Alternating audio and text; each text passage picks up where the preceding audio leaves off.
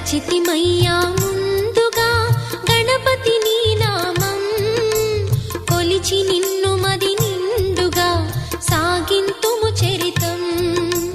నీ దీవెనలందించరా విఘ్నములే తొలగించు, అమృతమయమౌ గానము శ్రీలక్ష్మీ పురాణము.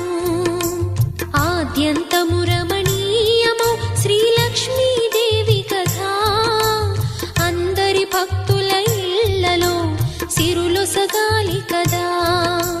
ముల్లోకముల మునిజనులు ఎల్లప్పుడూ పూజించే మహాలక్ష్మికి మనసారా వందనములు శిరసించి.